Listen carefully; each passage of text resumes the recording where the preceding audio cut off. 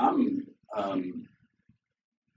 feeling humbled based on the scope of people coming to this workshop. I have created an intent to tell as many people as possible about the information that I have in the shortest amount of time.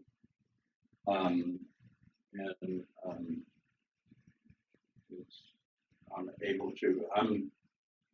I'm John. I'm an adult child. My biggest fear, trauma that I received as a child was I didn't want attention. Anytime I got attention or eyes were on me, I either got hurt, humiliated, ridiculed. So for me to be here, just for me to be here in this scope, ACA works. The information I have and use, anything I tell you today is my practice. It's not something I think would be a good idea for you to do. It's what I do daily to maintain my center, serenity. And I tell people, I'm not offering you this information so that you stop struggling in life. I'm offering you this information so that you can participate well in life, because life is a struggle. I think the opening to Scott Peck's book, The Road Less Traveled, and the first line is, life is difficult. So hopefully today I'll give you some insight into yourself, because I know for me that's the only thing that does me any good. Insight into other people is where I used to spend my life. Now it's introspective. I look inside. So what we're going to do today is go through the basic material that I have. If you can answer 3 questions, you're in the present moment. The questions are, who am I, where am I, and what do I want? So today we're gonna there's an exercise where when somebody asks you, who are you, you will have a definitive answer. The what you want is up to you, and we're going to talk about where you're at. All this information is simply to put me exactly where I'm at in the present moment, instead of associated to or having some old trauma come up and being the motivating factor for my behavior, which the trauma is subconscious. Motivating factor for my behavior is sometimes inexplicable to the people around me. It's like 250-pound, 6-foot man stomping his feet, running up to my bedroom, slamming the door, and that's from the trauma response, or we use the word triggered in the present moment, and then this behavior comes out. So usually when I'm doing a group, I'll be interactive right at first. And what I'm going to do is simply pause when I say something that asks you to look inside or answer a question, and then I'll give some examples of what that might be, what I'm asking for. I have 32 years sober, 32 years in ACA actually. I did do AA and a Relationships Anonymous, and several more. ACA was my mainstay. ACA gave me back my life and put me in my authentic self, and then everything I'm presenting to you comes from my experience in ACA, from all the workshops and stuff I attended, and how I put this all together for me to simply be in the present moment with the people I say I love. I volunteered or worked in the institutions from 1995 to 2015. 95 to 2000, I was at Folsom State Prison doing conflict resolution workshops with violent offenders and addicts. Around 2000, I started working in Sacramento County Jail as a facilitator for a program that was comprehensive drug and alcohol program. And I developed a process group, and this material that I'm showing you came from that process group over a period of time.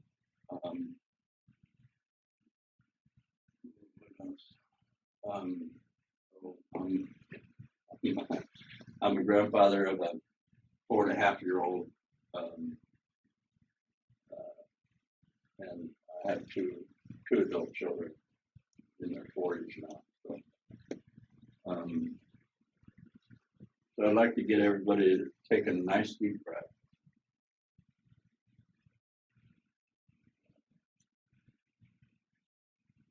What we're going to do today is I'm going to ask you what you want. And then what you want that you don't have. What is it you've been looking for? And then I'm going to go through the mechanism that's internal in us. And simply explain it.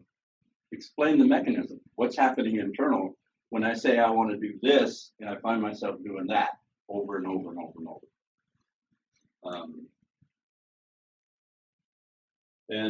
I'm going to go through the material the best way I can, and then after break, we'll open up the afternoon or the second half of the session with some questions about what you heard me say in the first 2 hours. And what I'm going to say in the first 2 hours should be confusing to you or difficult, if not impossible, for you to understand. There'll be a feeling that happens, and that's what we're going to pay attention to, the feeling. Einstein said, you cannot solve a problem with the consciousness that created the problem. You must look for something new. I'm going to offer you something new today. And the way we take in information as human beings is we have a point of reference that we refer all incoming information to. And if that point of reference, and I'm speaking to a crowd who are aware that that point of reference is riddled with dysfunction, childhood, family of origin dysfunction. And anything that doesn't match that point of reference simply is not essential to your well-being. And what we're going to do is expand that point of reference so that you hear differently what people are saying. One of the ways that it'll be different is you may not take something you took personal before personal. You may see it as something different. And that's all we're looking for is different. We're not looking for right, wrong, good, bad, moral, immoral. One of my basic philosophies is that addiction and or avoidant behaviors, the laundry list, is not a moral issue, nor is it an intelligence issue. It's an information issue. And the information I received as a child was from people who were dysfunctional and simply passed that information on to me. I embodied it, and then it's manifesting in my adult life. All the behavior that I found myself doing in my dysfunction, I really didn't want to do. And some of the behavior I found myself in, which was coercive or violent towards the people I said I loved, I would actually be in the behavior, dismissing somebody, raising my voice, threatening them. And in the middle of the behavior, a voice in my head would say, "Stop, what are you doing?" And I found that I couldn't avoid it.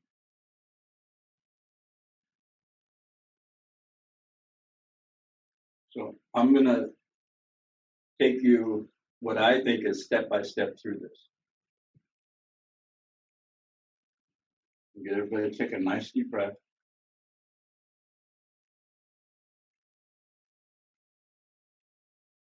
And I'm going to start this with asking you, what do you want that you don't have? What are you looking for? Or what do you want that you had that you lost, or you want it back? And this is for you. What do you want for you? What character asset do you want to embody? For me, when this first started, it was I wanted a moment of peace where my critical mind shut down. That's all I wanted, just a moment where this turned off.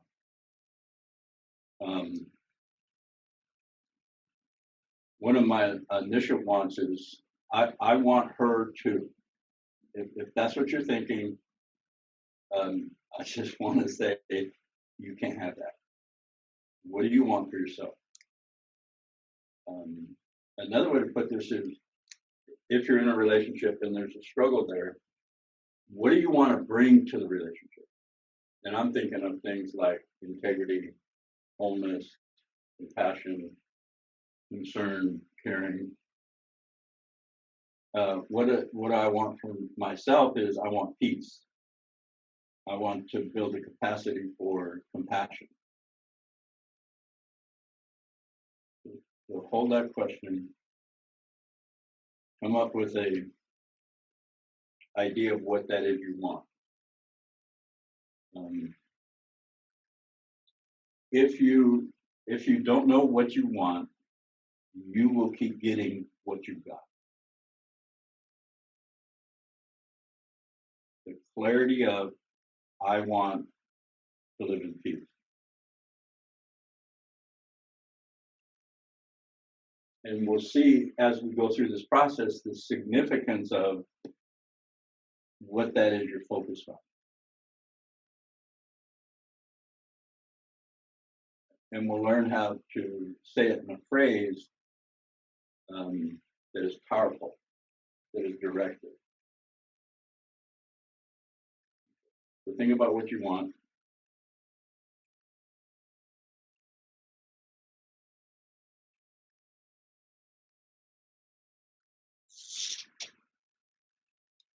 So I'm gonna put a couple words on the board.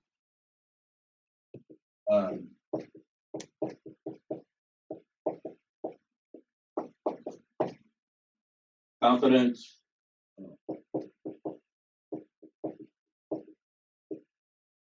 freedom.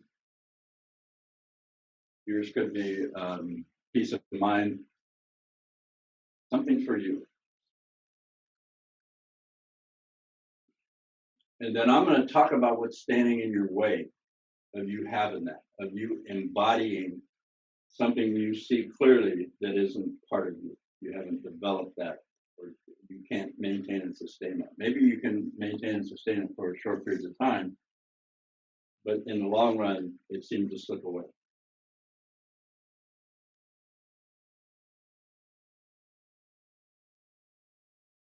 So whatever it is you want, there's 4 things standing in your way. It's a short list. The first one is your belief system. And by belief system, another way to say that would be value system, things you value. Belief system is the accumulation of how you see yourself in relationship to the world. It's your perceptions of how things are happening or what things are happening, the assumption you make based on what you see is filtered through that belief system. So that's the first thing standing in your way. The second thing standing in your way are the attitudes that you have. Now, usually when a facilitator talks about attitude, the image is my attitude, your attitude, good attitude, bad attitude, lose the damn attitude. And that's not what I mean by attitude. That would be me judging your attitude. So what I mean by attitude is based on your belief system, you have things you lean towards and you have things you lean away from. That's what I mean by attitude. It's like a proclivity for something or an attraction to something or something you're attracted to or you're repelled by. So belief system, attitudes. The third thing are the patterns and habits that you've created that you find yourself in. And the physical patterns, of course, but also the mental patterns of thinking. Conclusions that you come up to time after time. The situation may be similar or a bit different, and your conclusion happens to fall into the same pattern. It's about them, it's about me. And that leads into the fourth one, which is expectations of self or others. Expectations of self sound like I should have, how come what's wrong with me? That was a dumbass move on my part. Expectations of self. Expectations of others sound the same way, only you put they, them. How come they? Why are they always? That was a dumbass move on their part.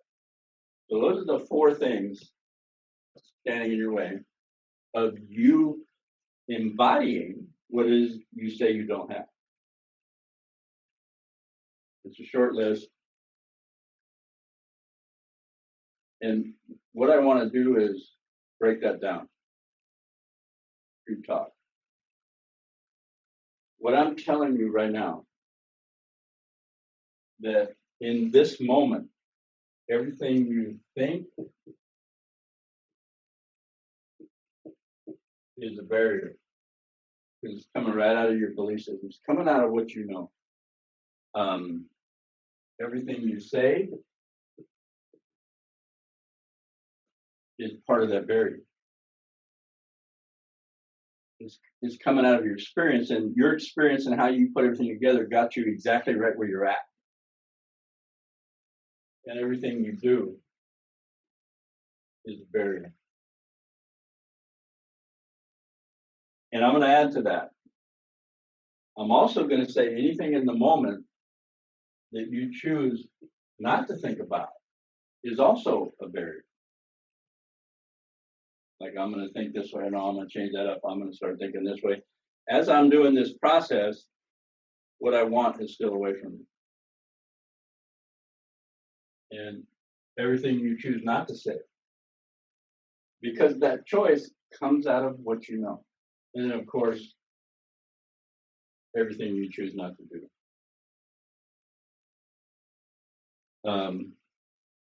And usually here's when I ask the question, have I left anything out?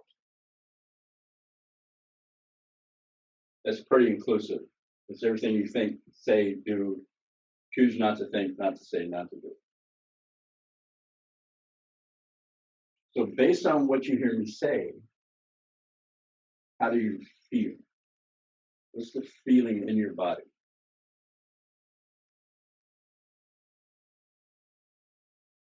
Some people will respond with, wow, I got a lot to do. Well, if you think you got a lot to do, how do you feel?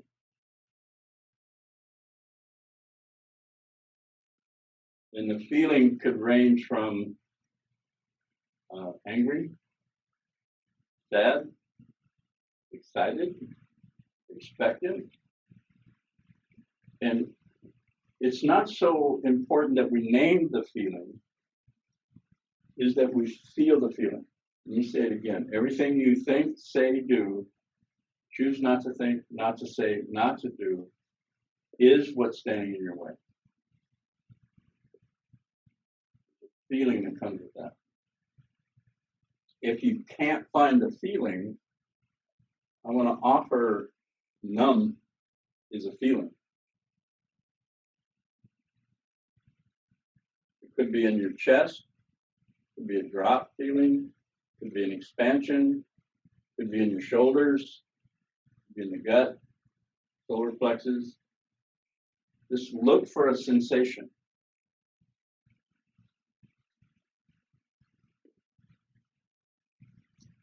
A lot of people say the feeling is in my head. I get that. That's a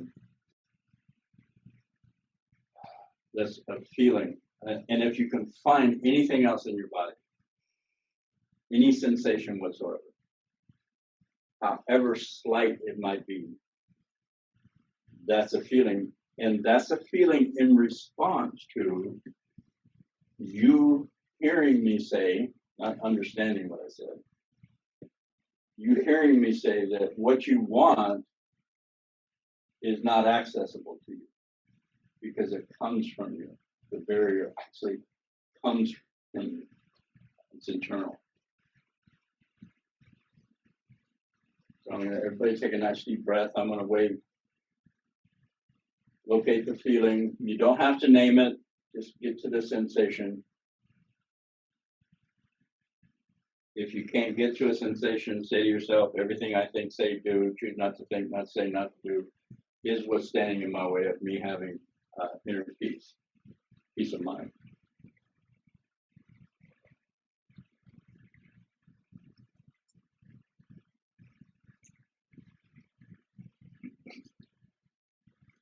And when you get the feeling, take a nice deep breath.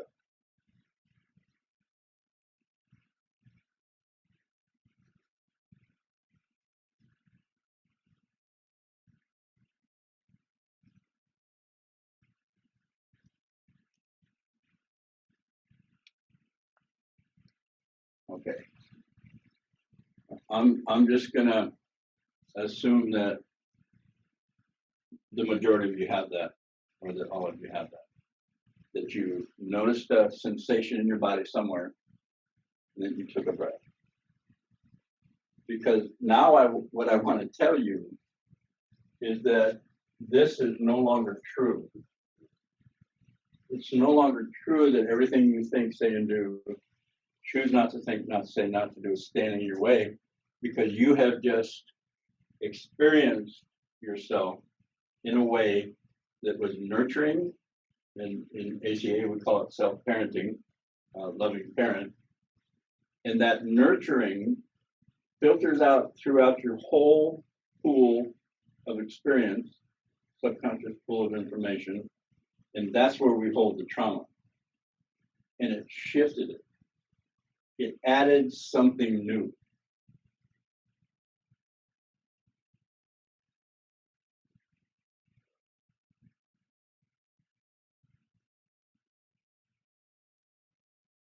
So now I don't know if everything you think, say, and do, choose not to think, not to say, not to do, is standing in your way.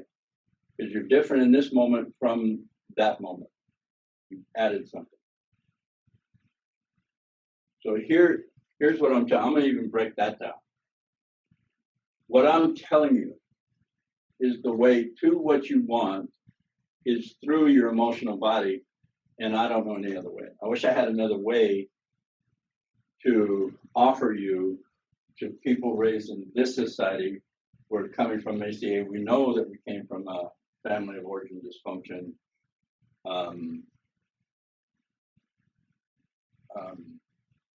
And we've been conditioned. I want to speak to my experience as a man. I was conditioned not to cry, not to show emotion, quit my complaining and whining, get on with the job. Just simply get the job done, no excuses. And I was told that men don't cry. Men are not emotional. So I cut off my emotional body and relied on my rational abilities. And that was everything I thought, said, and did, which got me to walk into my first ACA meeting. And for women, you can feel, you can have emotion, but that's because you're women, and the inference is that you're weak, that there's it's demeaned and diminished your emotional attachment to yourself or anybody else is demeaned and diminished and seen as less than. So for men, it's denied, and for women, it's demeaned and diminished. And that one thing we have, the one thing we're born with, which is our connection to ourselves, emotional, feeling, thinking body, has been severed, and we've had to rely on logic and rationale.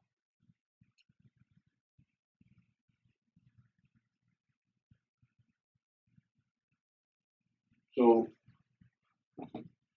what we're going to do today for the rest of the day is figure out what the hell I just said. We're going to talk about it. We're going to look at the mechanism that creates the behavior in spite of the intent not to do it or the wish not to do it.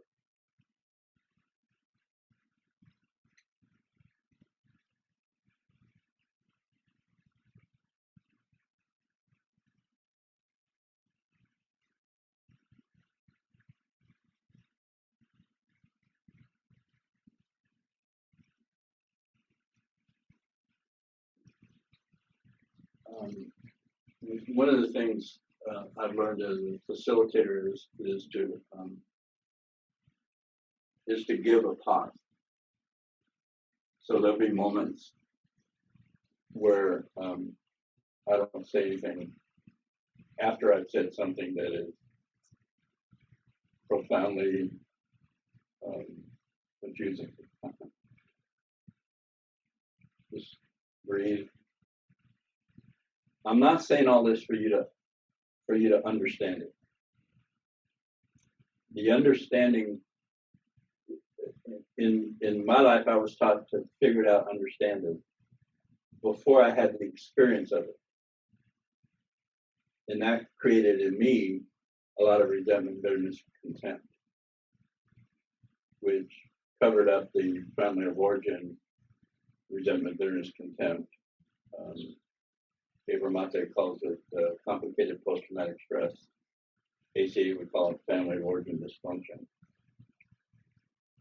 So I kept, in my adult life, kept repressing, adding to this pool of information. And the way out of it is through our feeling body, which none of us are, I don't want to say none of us, you may be familiar with your feeling body, everybody's in a different place.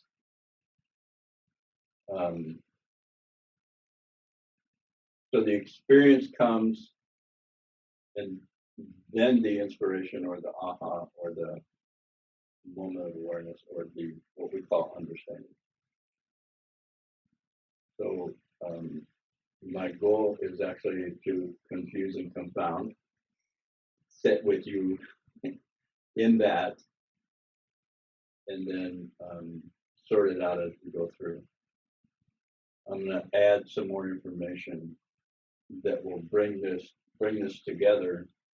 And my goal is that you simply leave this workshop with a different sense of self, with an experience of connecting. And you don't have to describe what that is. It's the feeling of connection. Sometimes we don't have the words for it.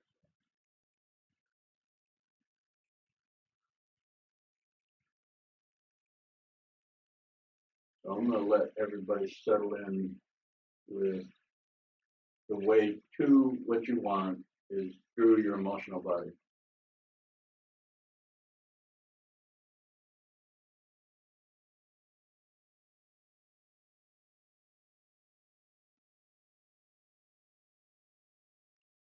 So I'm going to ask 3 questions. And at the end of the 3 questions, I'm going to explain to you why you answered the way you I'm going to talk about the, I call it the logistics of dysfunction, or the logistics of manifesting, or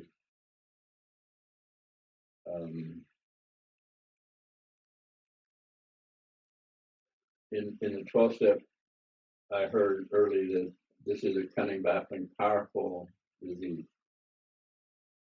And at the end of this workshop, you'll have some insight into why it's cunning, baffling, and powerful. I said at the beginning that this is not a moral issue, it's not a right-wrong issue, it's not a stupid, intelligent issue. It's not. I don't even see it as a disease issue, because although the disease, the avoidant behaviors, are end results of what I'm holding in my center, and this is where I'm going to offer you, lead you, and then you choose whether you want to participate, how you want to participate.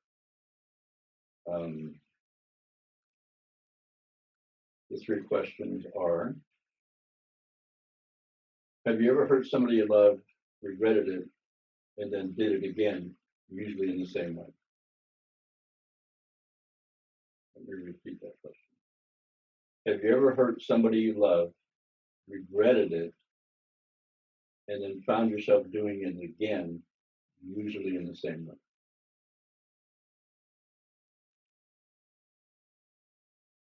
Second question: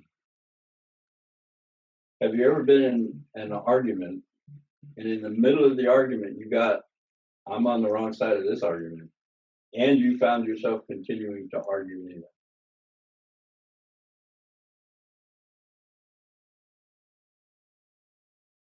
And the last question: have you ever been about to do something, been in a situation, and you knew what you're about to do you would regret, and you found that you couldn't or wouldn't stop?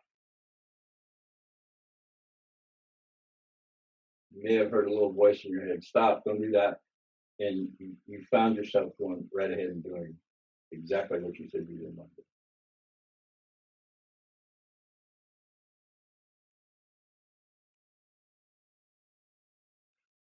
So if you answered yes to any of those questions, I'm going to go through the mechanism of how that happens. I'm going to have you pull out. They're asking if you can repeat the questions. And I'm going to do what's the mechanism. Down. Okay. You have inside you, in the brainstem and midbrain,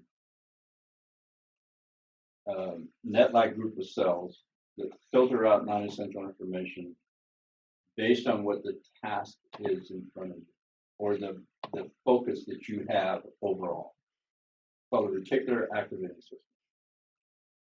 The reticular activating system is a net-like group of cells that filter out non-essential information, and this is like a cutaway of a brain.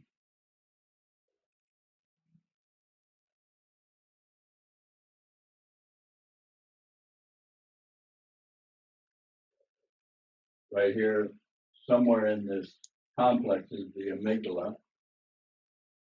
And this reticular activating system is a net-like group of cells that filter out throughout this entire mechanism.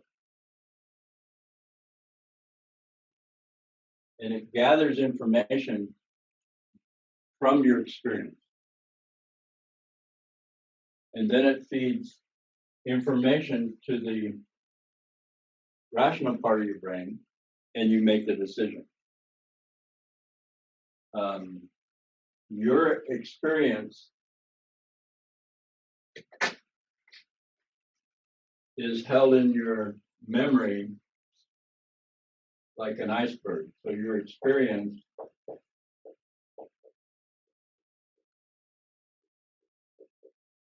is 1/8 conscious.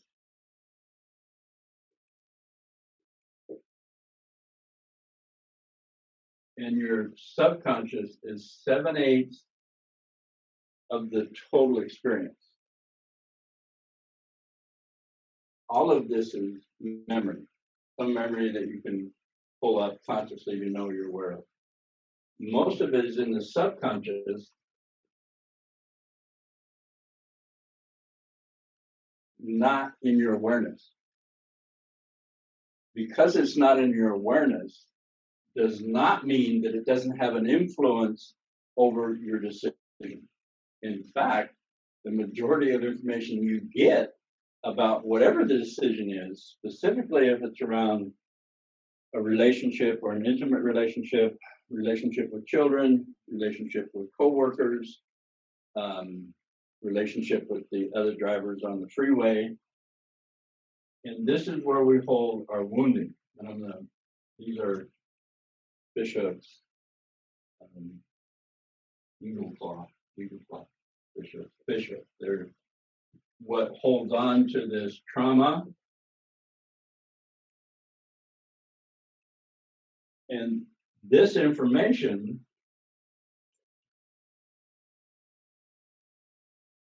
is used by the brainstem and midbrain to give you the most effective option to keep you safe. Another way to say this reticular activating system is a fight, flight, freeze mechanism. It's a mechanism that puts you in a deadly situation or a physical threat. This pumps adrenaline through your body and gets you ready to either fight, to get the hell out, or simply freeze.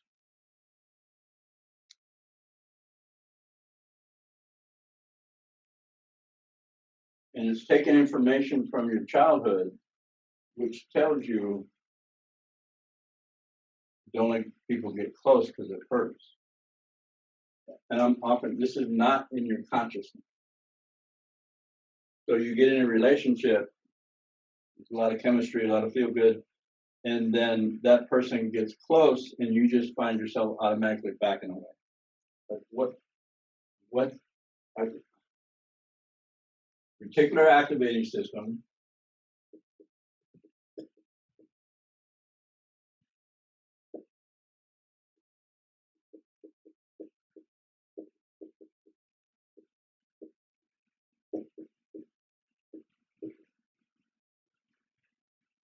no.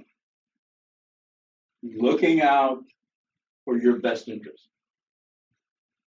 This information is stored in your conscious and subconscious so that you can survive where you find yourself, fight, flight, freeze. This mechanism has kept us sentient on the planet for however many years you believe we've been on the planet. It's the mechanism of survival. If this mechanism is being fed information that in order to be loved, there's an element of pity, I don't know what trait that is, attracted to people we could pity or rescue. This says it's a good idea because it matched our childhood experience. And this mechanism, reticular activating system, simply wants to recreate that because it believes it will keep you safe.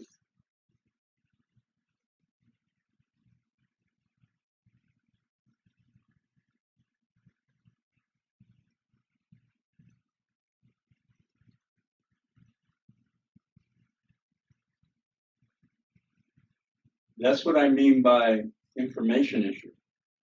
It's not a moral issue. It's not a right-wrong issue.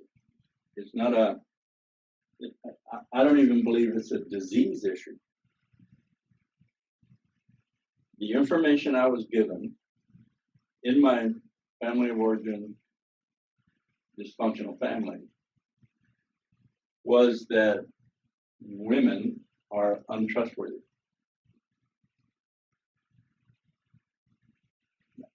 I get in a relationship with this woman who is trustworthy. This mechanism says, watch out. So any little, oh, there it is. Or if it's not there, I do something to create it so I can validate this information. And this is all subconscious. I have no idea what's going on. So in my current reality, in the expression of all this dysfunction, chaos, I have to come up with a good reason why I'm doing that again. So the rational reason, the logical reason, is it's them. And the other conclusion is, that'd be a hard one. That was a hard one for me to come to. I have something to do with this.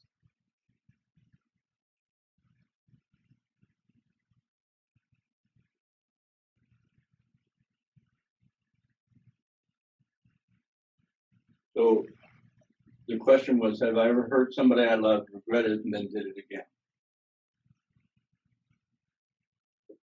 Yeah. Now, when I first got into recovery, I heard somebody say this is a cunning, baffling, powerful disease. I said, cool. What's cunning, baffling, and powerful? And they said, keep coming back. I said, I will. And what's cunning, baffling, and powerful? One day at a time, John. I said, okay, you don't know. Just tell me you don't know. Just say, I don't know. So I got it that it was something people said, but there was no deep, I didn't know what's the mechanism. And then throughout my recovery, in my quest to find some peace internally, as a facilitator at Folsom State Prison and Sacramento County Jail, I ran into bits and pieces of information. One of them was the reticular activating system. That like group of cells that filter out non-essential information based on what the focus is. Well, I've come to, usually that means task-oriented. What am I doing right now? I'm doing the laundry. So this mechanism filters out anything that would distract me from doing the laundry. Anything that would distract me from completing a task at work because my welfare money depended on it. So this mechanism is working for me to keep me focused so I can complete a task. So any information that isn't validated internally as helpful is simply disregarded. So an example of that, several years before I quit drinking, somebody would say to me, you know, they have AA meetings. And I would think, well, if I find somebody that might need it, I'll let them know. Thank you.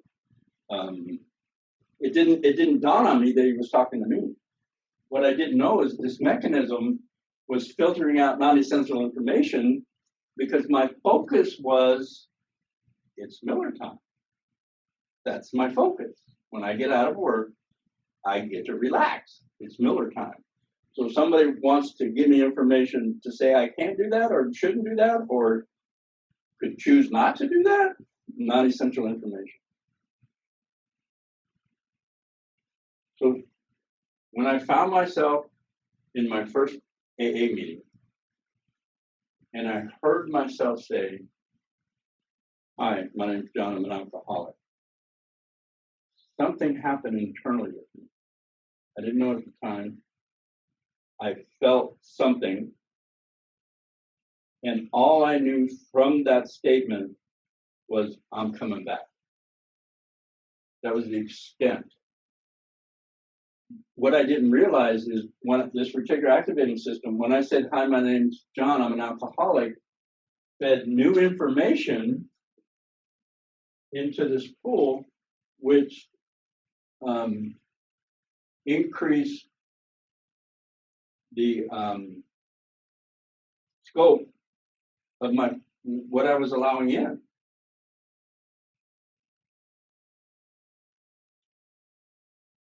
And that will be significant when we talk about what this process is right here, accountability.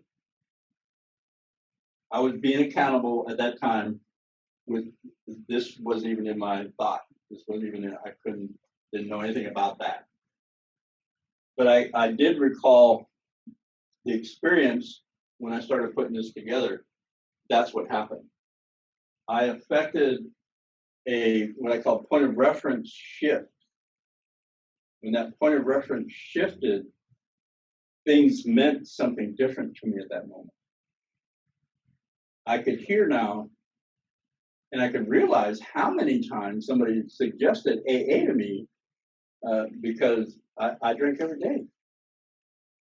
I didn't see the problem until I heard myself say, "I'm done my problem." How that equates to ACA is, we have the laundry list.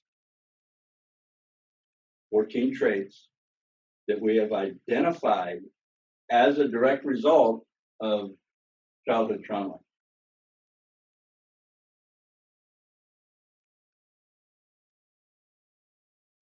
Fear of authority figures and criticism.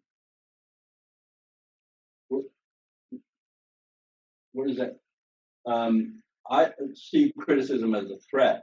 Anytime anybody ever said anything to me that I perceived as correcting my ability to perform, I got resentful, bitter, and contempt, full of contempt, and that contempt, resentment, bitterness, contempt came out sideways, either on myself or them, in the form of emotional, verbal, usually, and sometimes physical violence or coercion. That action was the best decision I could make with the information I had. And I kept making that decision over and over and over. Thus the question, have I ever hurt somebody I loved, regretted it, and then did it again? Yes. Yes, I have.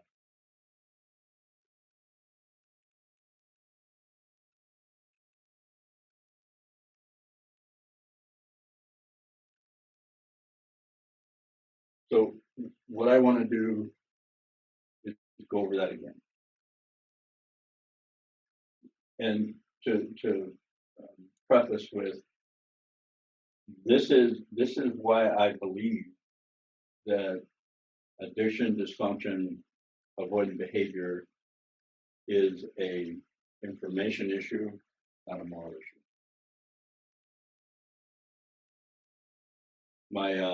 I have a website, and on there I have a short video of the work I did in Sacramento County Jail. And the video starts with Romans 7:15.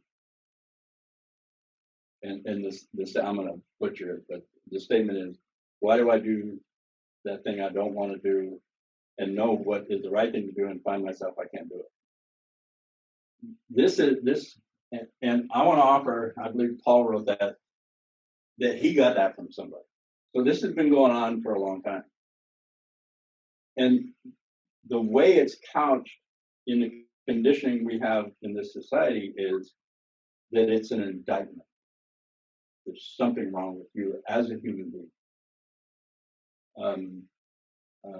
I've recently read the whole, 10 verses, and it iterates that there's something evil about us.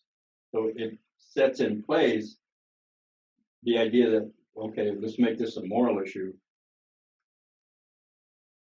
and blame ourselves or blame them or hold ourselves in contempt.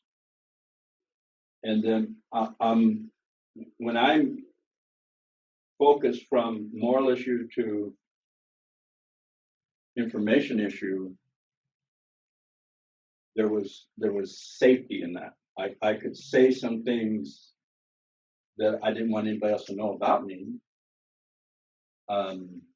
without fear of recrimination, ridicule, humiliation. And I found that in ACA, sitting in those rooms time after time, slowly starting to say things about my family of origin that I didn't want anybody to know. I didn't know I didn't want anybody to know. It just wasn't important. The reticular activating system filters out non-essential information based on I need to survive, need to get a job, put my complaint in. So talking about family of origin issues seemed senseless, stupid. I got to get. I'm over that. I've dealt with that. And the truth is, I'm carrying it subconsciously, and that subconscious information is giving me the information for every decision I make and influencing the outcome, the end result.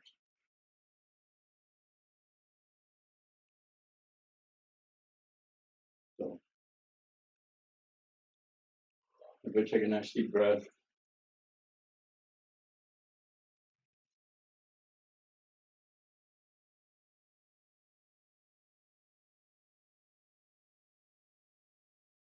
Again, I want to offer that the understanding of this comes after some repetition. The feeling of this happens instantaneously. So in the breath, it's connecting you to that, not for you to understand it, simply for you to feel it, just be with it. So inside our brainstem and midbrain, we have a mechanism called the reticular activating system. It's a net-like group of cells that filter out non-essential information based on what my belief is,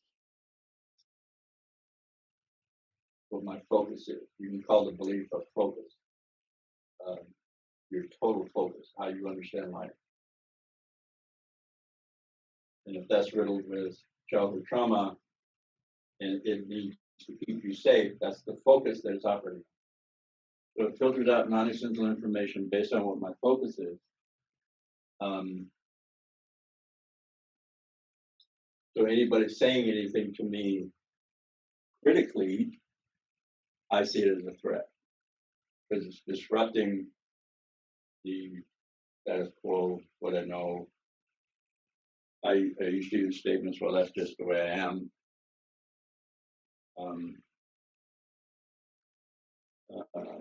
Our society is riddled with axioms.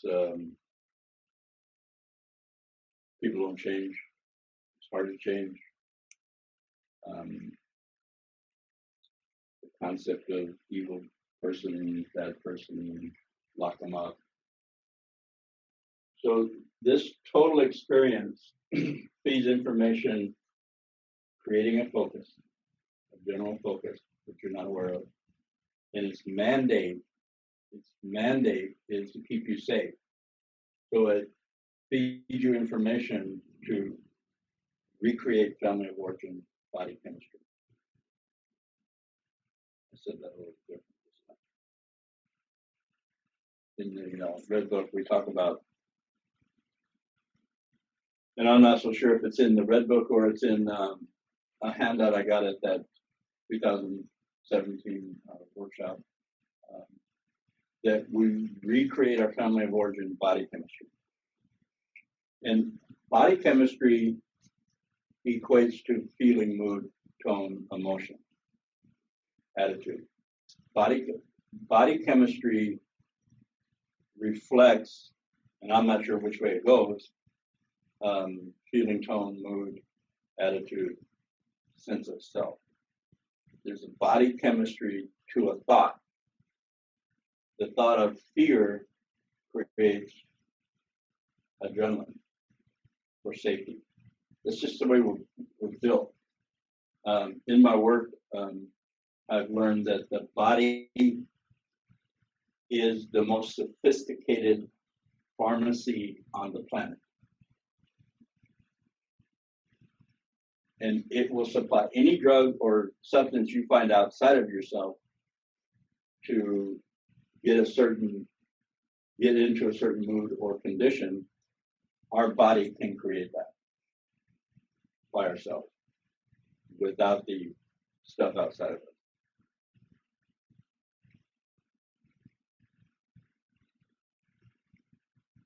I might ask you to ask questions if you're like want some clarity too. So, okay.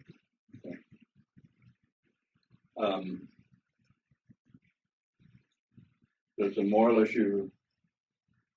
It's not a moral issue, it's an information issue.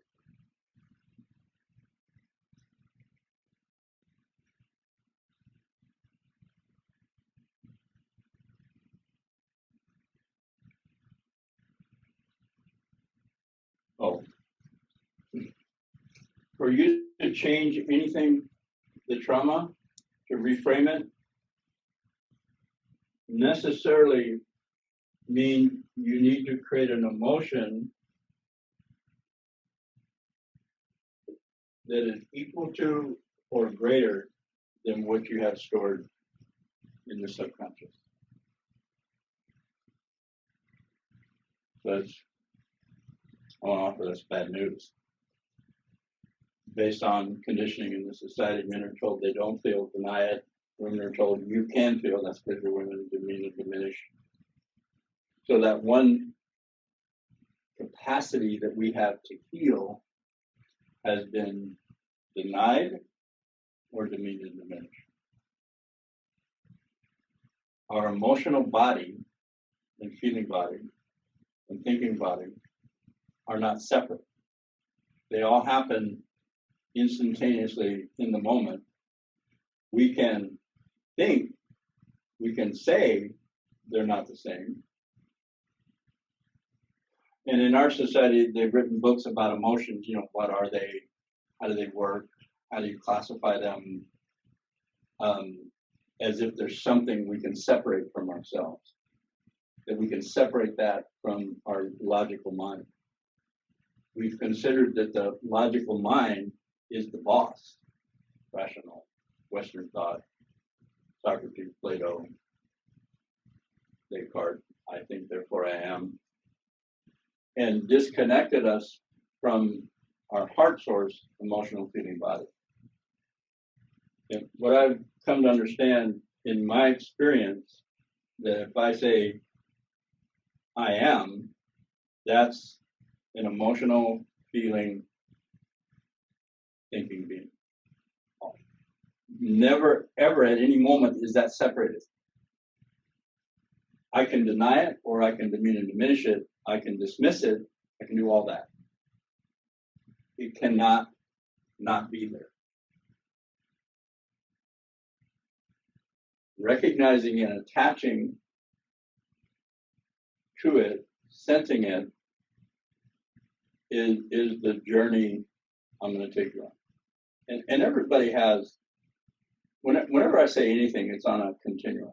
And everybody finds themselves in a place in that continuum. So when I say denied for your emotions, some may be where I started, just they don't exist, and others can be in a place where they recognize feeling and emotion. To connect that fully and stay proactive in your life, that's what we say in the 12-step program, that we're simply moving from reactive to proactive. What do I want? There's a moment in between the reaction. That's what we're doing here today. And in that moment, you're fed information from your emotional body. The feeling is the confirmation of the information you received. And that feeds from this space inspiration to the logical process.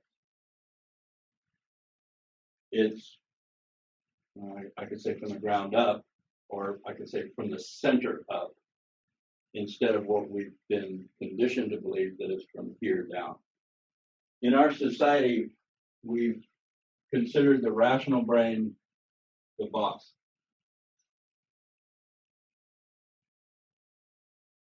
When in truth, This is a secondary organ. Primary organ is the heart, and the heart is defining the emotional feeding body. Feeds information to the rational mind, and that's where inspiration, things coming to you, we would call it out of the blue.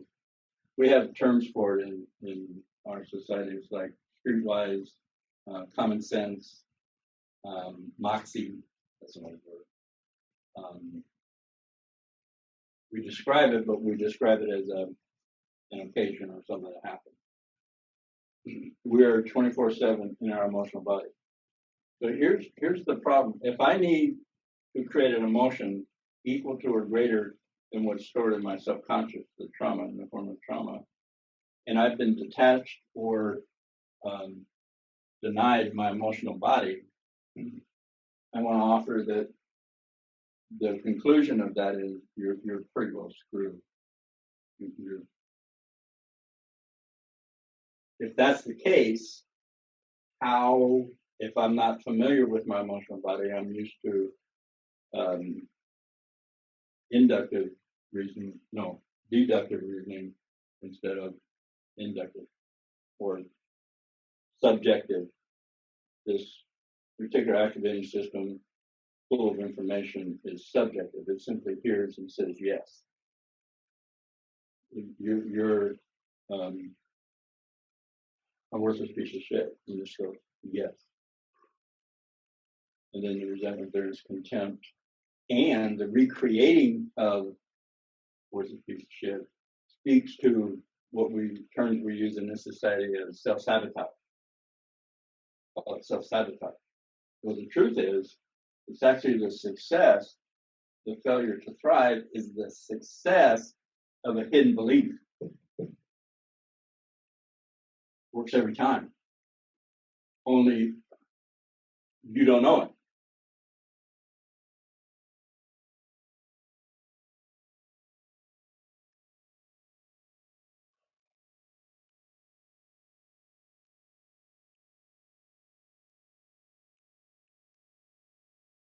So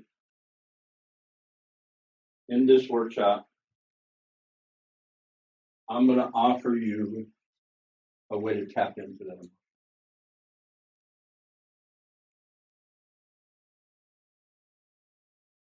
Feel it,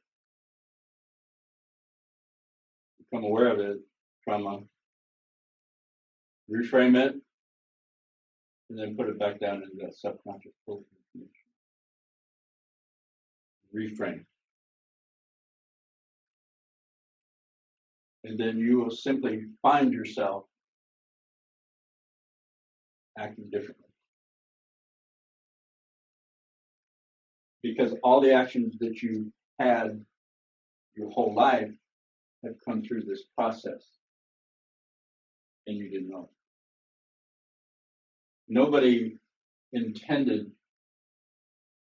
as a child to become a professional criminal. They found themselves for the 10th time sitting in a cell wondering what went wrong, and then blaming themselves or somebody else for their situation. And if the message was, you're worthless, jail seems to be a good idea for you. Remember, subconscious. Or chaotic relationship, or feeling of alone, or feeling of isolation, worthiness, fear of abandonment.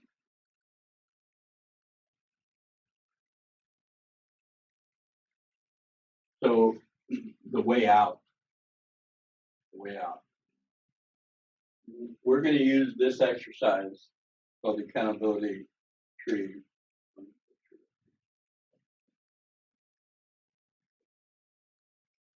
And this is how you create the emotion that is equal to or greater than the stored memory, stored trauma.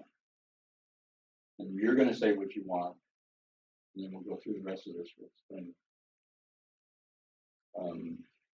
And if you figure out what these four, what I call constants of relationship, mean to you, those are guidelines into orientation on where you're at. Remember, the three questions are: who am I? Where am I? What do I want? We're gonna do the who am I exercise, and you're gonna identify what you want, and that changes, by the way. That's variable. You may want something today, and then want something different tomorrow, and you can have it. You can have it today, and you can have it tomorrow.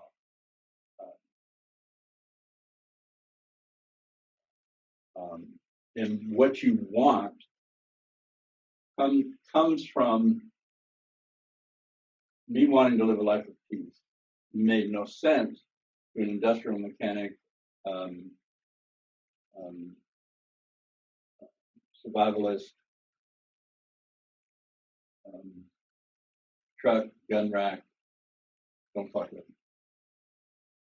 them. Made no sense because I got it figured out that there is no peace. I'm getting mine. I'm protecting it. Stay the hell away from me. That was simply in alignment with what happened to me as a child, and seemed like a good idea at the time. And I wasn't aware of the motivating information that created that result.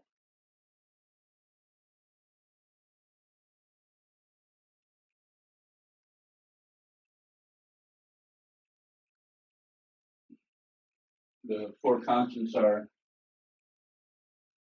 focus attention. I want to offer you, before hearing this information, that focus was this total thing right here that created a focus that you had internally. Creating a conscious focus by answering the question, what do I want that I don't have? Creates a specific, direct focus. And that focus affects what is important information to this mechanism.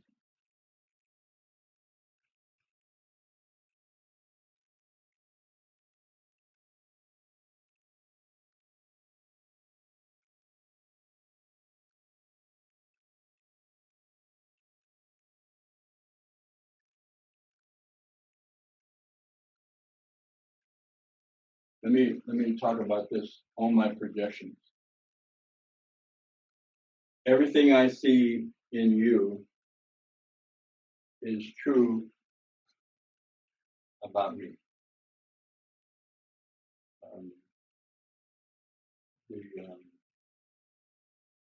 The saying is, we don't see people the way they are, we see people the way we are. And we've been trained from conditioning, and it all doesn't have to be trauma, just what we gleaned from the people around us, that what we see out there is them, not me. I want to qualify this in that there are people out there, and there are people who are dangerous and rude. They are there. What I'm saying is my interpretation of them speaks to me. So I could be standing in a room with another person, we see the same thing. This person experiences fear, I experience resentment. We're both right. Looking at the same thing. We're both right in that that's a reflection of me. This is a reflection of him.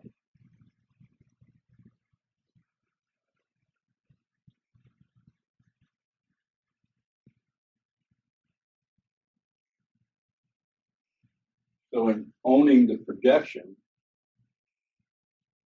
I'll give you an example.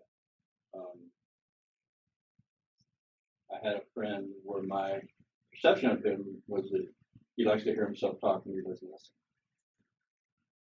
Asshole. Okay. So, wait a minute. What do I teach?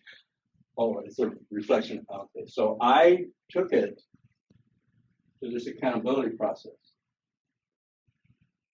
And my truth at that moment, no blame, no judgment, the data is that I don't listen and I like to hear myself talk. Oh, the pompous ass that I thought was out there was what I was holding on myself. I'm a pompous ass. That's the conclusion I came to. I took a breath, realized all the times that was true for me. And I want to offer, especially with my children. And then I said, it is my intent to be a loving, caring, nurturing father. I found my power in the truth, and I finally made a different choice by saying the ugly truth, the hurtful truth, and that there's, I referred to the Bible. There's two things I've heard about truth. One is that it will set you free, and the other is that it hurts. So if I can get to a truth that's buried in my subconscious, full of information, conclusion I came to about how it is versus mastery, and own it, it taps into my emotional body, which not only scans my total experience and gives me instances of where I did that, it also connects me to whatever that is out there that's looking out for my best interest. And that information comes in, and I'm inspired at that moment to say, it is my intent to be a loving, caring, nurturing father.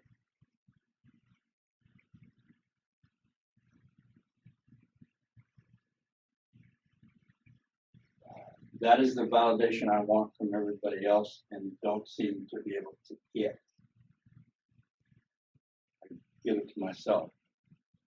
This is an example of loving parent. This is what loving parent looks and feels like.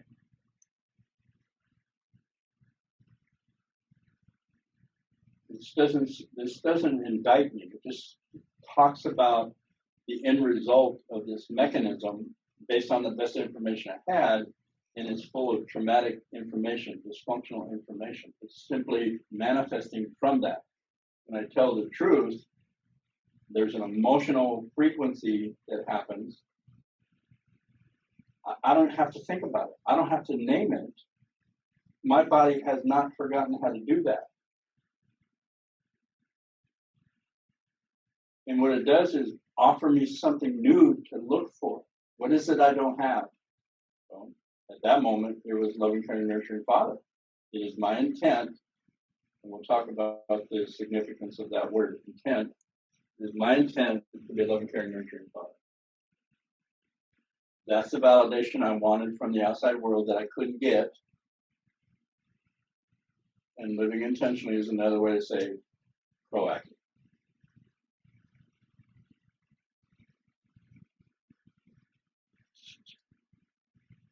So this is the logistics of transformation, of healing, of creating an emotion equal to or greater than the emotion trauma stored in my subconscious. Most of the information in my subconscious is held with an emotional frequency. There may be details.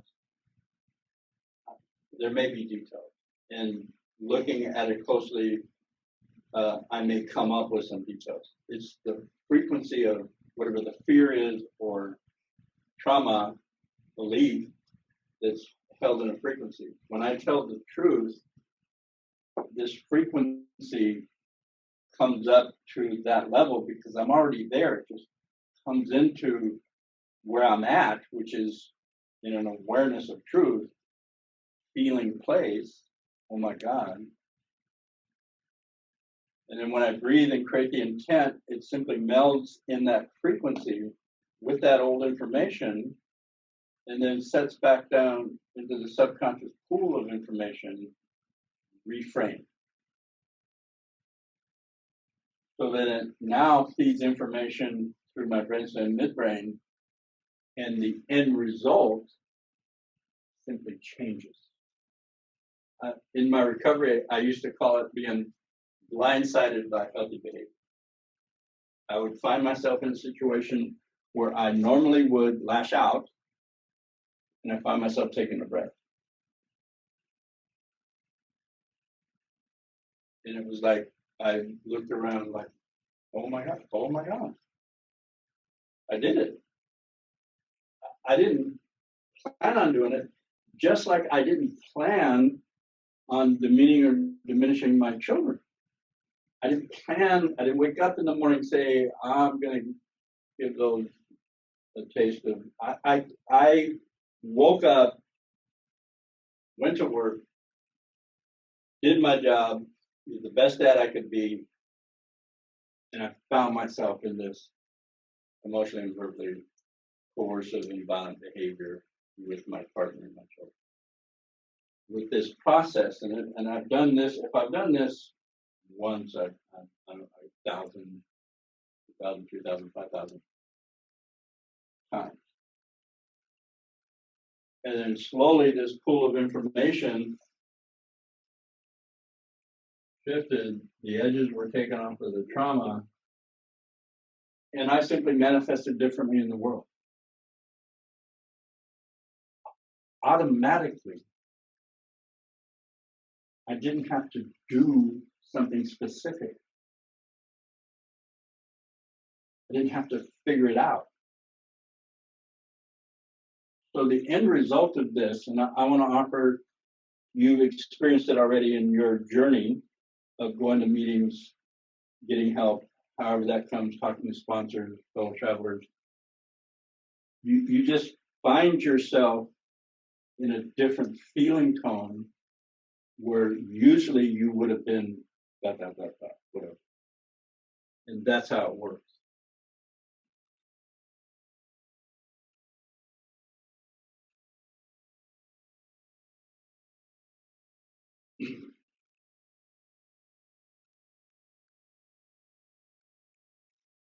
This mechanism, we can call it reticular activating system, fight, flight, freeze mechanism.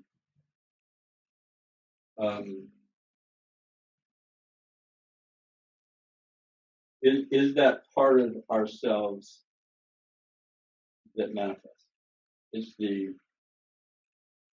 I don't know how to say it. I want to say it's the vehicle of manifesting. And I like having an audience that has an experience with ACA because we get it that the family of origin dysfunction leads to the 14 traits. Either the 14 traits or the flip side, you fit. You didn't intend that, and that's where you find yourself. In this process, you will create an intent of where you want. Not that you know how to do it. I'm not asking you to know how to do it. I'm simply asking for you, out of the truth, out of a feeling place, simply intend it. And then I hear the saying, the road to hell is paved with good intentions. Well, based on where we were, I agree. This is specific to your experience.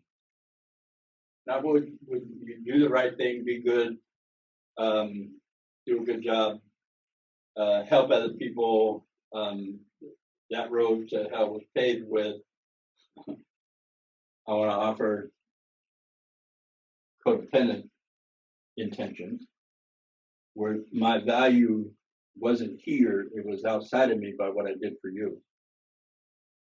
So I want to offer that may be a reason why affirmations are difficult. I'm not saying they don't work, they do. With this mechanism inside us, affirmations are generally a little bit of icing over a big mess. And the mess usually remanifests somehow. With this intent, it's identifying something specific. In the result, for me, it was pompous ass. Feeling it is my intent to be a loving, caring, and true father. Self-validation, proactive, living intention.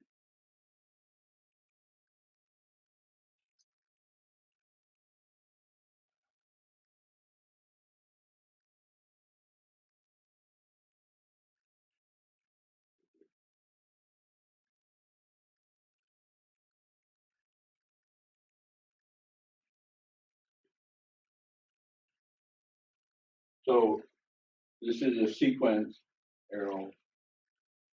This is what I equate to this space, heart space. That's where my power, and let me offer, by power, it's not the traditional sense of power. Might make sure I horsepower, force. By power, I mean the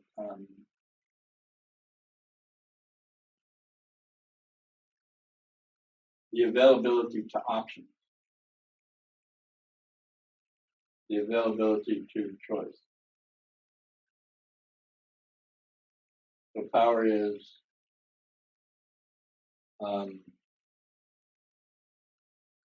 my ability to choose of the 10,000 things what I specifically want from them. Another form of that power is power of discernment. What's really going on? What do I want to do? What's my intent? If my intent is to live a life of peace, I'm going to listen. Where normally I wouldn't listen. If my intent was to get my point across, I may let you speak. I'll either interrupt you or get a real clear idea of what I want to say to you and not listen to you so that I get my point across.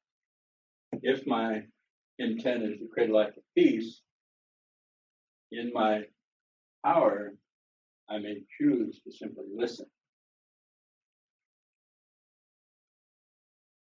And then attempt to see the other person standing in front of me and what they're really needing from me.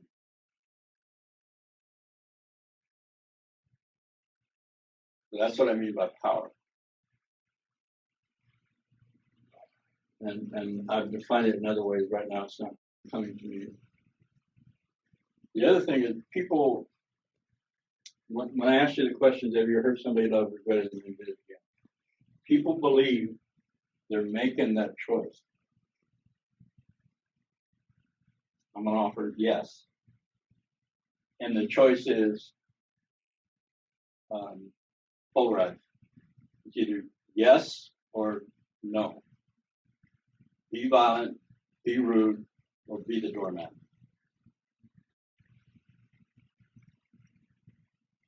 And in that scope of choice, you are powerless.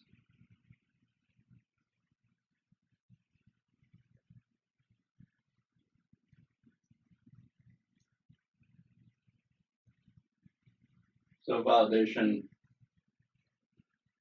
What I've discovered is that if I don't know what it feels like to validate myself, when somebody else in my vicinity validates me, I don't recognize it as a validation. I have recognized that as a setup, a game, a play somebody's making, seeing if I'm naive or stupid, instead of just seeing and receiving the validation, because I didn't know what it felt like. I do know what it feels like having done this process over and over and over. I know what that sensation is of validation as opposed to manipulation. There's a sensation to the manipulation that I can distinguish and go set a boundary with the manipulation or receive the validation. Thank you. Thank you. And then we get to intentional living, and there's an arrow that goes into nowhere. And I'd like to explain what that arrow is. What this arrow means simply do it again, do it again, do it again. And this is the logistics of heart-centered living.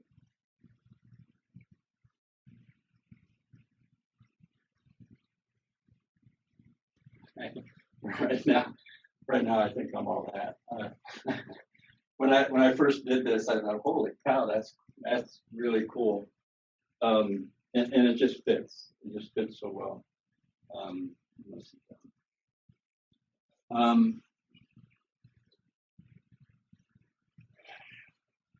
I had planned on going the full. It'd be another 10-15 minutes before the break. And I'm feeling complete.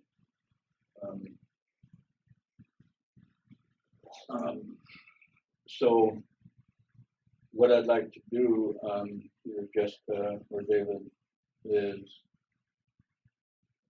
start fielding questions, or if somebody would like to go through the accountability process and they're open for my feedback and instruction, I'd be willing to do that. And any questions or any point in here that you want clarification on, to go over reticular activating system, brainstem, midbrain, pool of information, emotion equal to or greater. So I think it's time. Geraldine, I can invite you to unmute yourself and you can pose your question. Okay, I think I'm unmuted. Can you hear me? Yes, yes, you are. I had a question about, oh shoot, I don't remember what I wrote. Okay, I had a question about projections. I was always taught that projections were based on experience. An example would be, I was married to a drug addict, and I project those experiences on my current boyfriend. So could you speak to that a little bit, please? Yeah.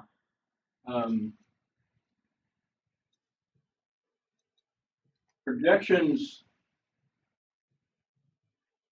happen all the time. If Right. I'm looking at something, I'm seeing it through my experience. It's like I'm running this projector. It's picking up according to my experience. It doesn't mean that what I'm seeing over there isn't exactly as I see it. Doesn't mean I'm wrong. If I'm, say I'm living that life of peace that I talk about, and I walking down the street and I see somebody and have this feeling of that dude's dangerous and simply walk away, it's still a projection, still something that I identify with internally. Only I'm not like wanting I got to change. I'm not like in his business trying to help him. I'm just simply taking care of myself. So that's a projection that I've healed or come to some resolution about what I believe that guy is. Mean, dangerous. Because I know I can be mean and I can damn well be dangerous. I know that in me. We all are capable. So the projection is 100%. What tells me about where I'm stuck is the intensity that I put on the assumption I'm making of it. If I see that guy's rude and I get all like, you need to stop, you need to do this, you need to do that, you need to do that. That's when the intensity, if the situation, guy's rude, is a 3, and then I react with 6, that just shows me something I can work on internally. That shows me something stuck in here because I'm having an issue with it. If I'm in a situation now at a 3 and that guy's rude, I simply notice he's rude and either set a boundary, which is I'm telling him what I will or will not do, or leave, or get on with my business, or dismiss it and ask him. I get to choose without being pulled out of my center. Now, that's true if I go up high energy about that issue, and this happens a lot in our primary relationship, or if I'm withdraw or become apathetic, move away. That speaks to what I'm holding in here. If if you're okay with it, you're okay with it. If it's something you see that you want to leave internally with you, because your focus is, your intent is for me to live a life of peace or to live a life of compassion or to have self-love or self-forgiveness, then this position is not in alignment with that. Live a life of peace. So owning this projection, taking it to the accountability process, reframes that wounding so that the next time this happens, rude, you simply respond differently. And generally you respond differently, and that's the power I'm talking about. You have more options. I'm not saying once you get this, that shit's going to be easy.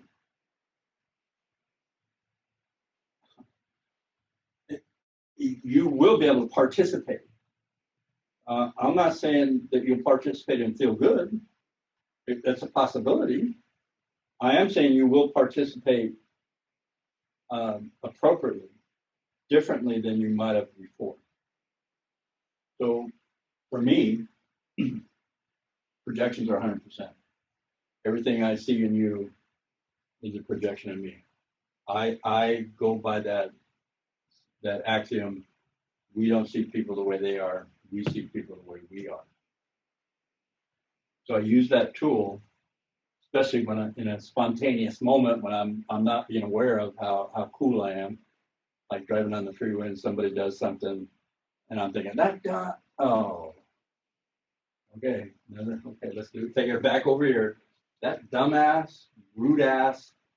Take a breath. I'm a dumbass, rude ass. This is my intent for peace. So the next time somebody zooms by or does whatever it is they do, I just take a breath and they seem to be in a hurry. I wonder what's going on in their life. Or somebody acting sporadically on the road instead of like trying to like irritate them some more, I'll simply back off, let them have the right of way, and hope that nobody gets hurt. That's what I want, and I do it through this principle. For me, it's a principle. Here's the good news. Everything you like about yourself, you also project onto them. Like that person's compassionate. No, well, he may be. You're compassionate, and if you want to check with him, you'll find out if that projection, that assumption is true. Chances are it's right. Either way, it's you staying centered in who you are.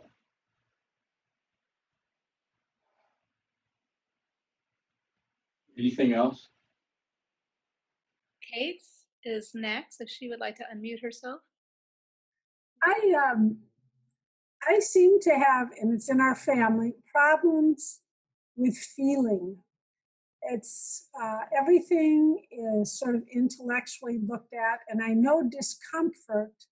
I know when things don't feel right, but it's like I'm using my brain and I'm not identifying it in my body. How can I get better at identifying feelings in my body, in my heart center? First, for clarity's sake, you want to give what up specifically? I just have, in our family, for example, feelings were not acknowledged. They weren't important. Right.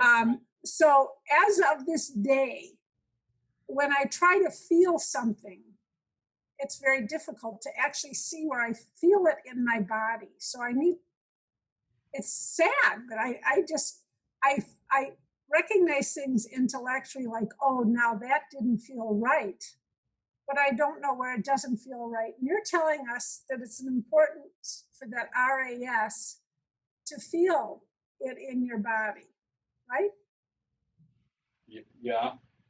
And so if you have trouble feeling, Yeah. how do you practice getting better at it? What's your first name? Kate. Kate? Kate, K-A-T-E. Mm-hmm. Okay. Embarrassing. Can you see the board? No. No, but I've been taking notes. Okay. So I'm going to take you through the accountability process. Okay, good. So your truth could be, I'm disconnected from my emotional body. Or your truth, and this is how you say it is important, because how you say it resonates with your experience. So I'm an unfeeling person. I can't connect to my emotional body. Emotions are mysterious. I'm anal. I'm in my head all the time. I'm hypercritical. Which one of those fit you? All the above. I think that I'm an analytical person. So of course that doesn't mean I'm analyzing myself. I'm analyzing outside myself more often than inside of myself. And when I do get insight inside of myself, I can't recognize the feeling of it. Okay. Number one, you do not have to name the feeling. The feeling knows what to do. The emotion knows what to do. You can't. So I'm going to ask you to say the truth kind of in a street talk way. Like, would the term anal cranial mean anything to you? Or how would you feel? Cranial means something to me. Anal would mean that I'm really detail oriented and that I'm not. So a cranial, I think things. I think too much. I live in my head a lot. Okay, what's your critical name for yourself? What's the term you come up with when you're criticizing yourself?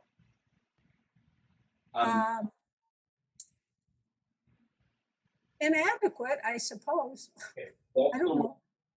So I'm going to ask you to say, in that place in accountability where you say your truth, is I'm inadequate, period. Right now? Yes, please.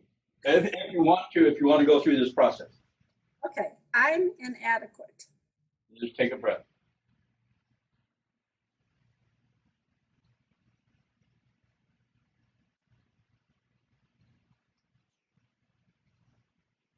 So based on that truth, based on that moment of silence where your emotional body gathered information for you, hey, what do you want that's different than inadequate? Capable. Say again? Capable. Okay, you say it is my intent to have the sense of my capacity to, or my capacity, or it is my intent to recognize that I'm capable. It is my intent to recognize that I am capable. Take a breath.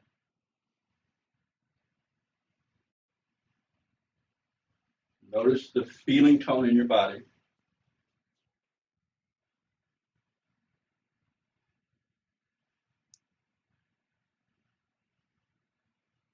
Can you speak to that? I think I feel lighter. Ooh. Okay. So Kate, you were just connected to your emotional body. Yes. Yes. I was. So was it what you thought it would be, or was it something different? I think it was surprising. Yeah, huh? Yeah. So a lot of times, Kate, we ask for something and we don't have any experience of it. We don't even know what it is. And we could be in the middle of it and not recognize it because we think it's something else. That makes sense. When you had the experience of telling the truth, you took a breath, your body hasn't forgotten how to do the emotion. You may be disconnected. You may be well trained and conditioned to be disconnected from that. Your body has never been, cannot be. So when you said the truth, your truth, in that Bible, the truth will set you free. I've been looking for that for a long time, and I've been looking outside of myself. And what I found, that truth reflects me. And and the other part of that, another saying is the truth hurts. So if I can find a statement that is true, that is painful or uncomfortable, that puts me in my emotional body. I'm inadequate. Take the breath. It is my intent to be capable. You find yourself in a different feeling tone. So the practice, the mission impossible, if you choose to take it, is simply to get a copy of this accountability process. And whenever you come to a realization of where you're at, you can use the 14 laundry list traits and say, I am that. Take a breath. What do you want? I intend to. Thank you. You're welcome.